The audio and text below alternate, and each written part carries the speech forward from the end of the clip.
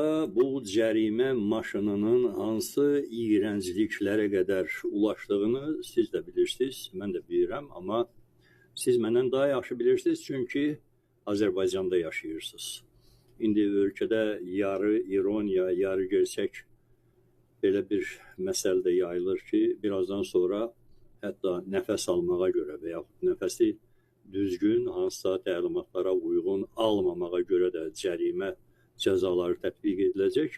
Belə görünür ki, burada həqiqət var. Mən bugün çox qəribə bir xəbər aldım.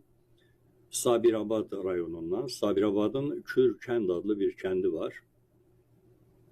Bu kənddən bir neçə qadın yığışıb gediblər kəndin ətrafındakı böyürkən kolluqlarından böyürkən yığmağa.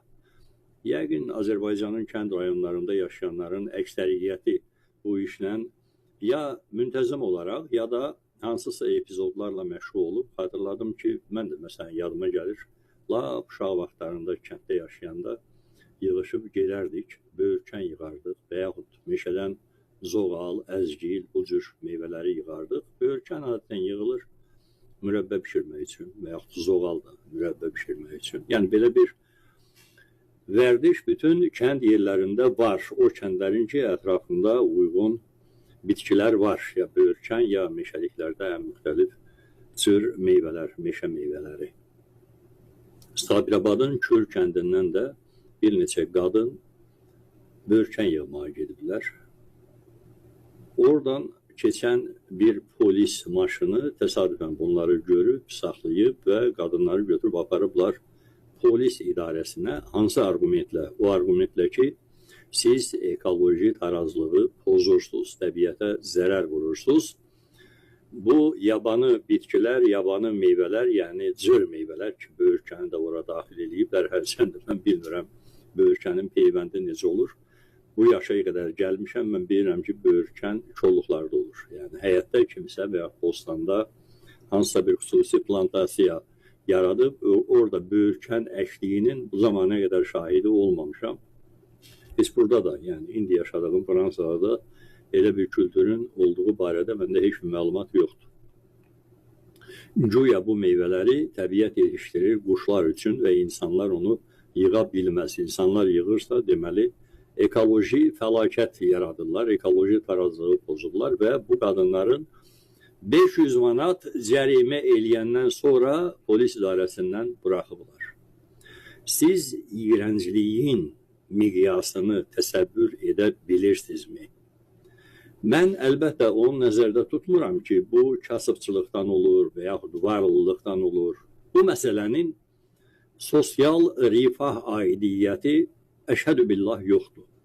Ta Nuh əyyamından üzü bəri dediyim kimi hamı kənd yerlərində yaşayanlar adətən gedirlər meşədən və yaxud kolluqlardan hansısa o cır yabanı meyvələri yığırlar. Ya anındaca yemək üçün, ya qış tədarükü üçün. Hər halda var, yəni bu kültür Azərbaycanda var, min illərdir ki, var.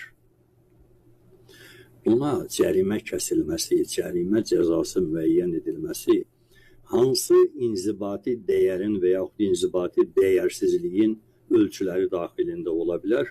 Onu siz mənə deyin, bu yorumlarda yazın. Biz də kimlərəsə izah eləyək ki, bu nə normadır? Bu, hansı normativlərin əsasında müəyyən edilmiş bir dövlət ərkanı, dövlət ədəbidir. Polis axı dövlət orqanıdır.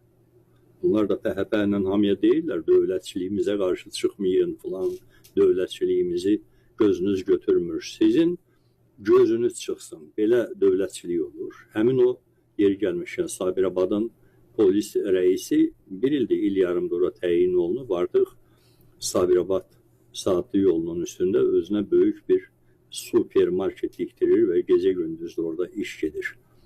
O cərimələr də əcəba ora gedirmi deyə, o məntiqlə, o məntiqsizliklə, o vicdansızlıqla, o şərəfsizliklə yığılırmı deyə düşünürəm. Amma siz eşitmişdinizmi bu zamana qədər belə dipsizlik normasını? Bəlkə doğrudan da bir çox başqa yerlərdə də var, mənə sadəcə olaraq xəbər indi gəlib çıxıb. Varsa belə xəbəri olanlar lütfən yorumlarda yazın. Biz də bilək ki, Azərbaycanda artıq indidən başlayaraq və yaxud bir müddət əvvəldən başlayaraq bu normalar da tətbiq olunub ki, meşədən əzgildir, zoğaldır, nə bilim, yemşandır, qaragilə deyirlər, armuddur, çöldən böyürkəndir, qayalardan kəkotudur, yığmaq olmaz və yaxud yemlik. Nə bilim, müxtəlif cür belə göyərtilər var ki, onlar elə yabanı halda bitir, əmək köməcindən tutmuş, üzü o tərəfə. Çaşır yığırlar, məsələn, qış tədarükü üçün. Konservləşdirirlər, saxlayırlar. Bu ekoloji tarazlığı pozurmu?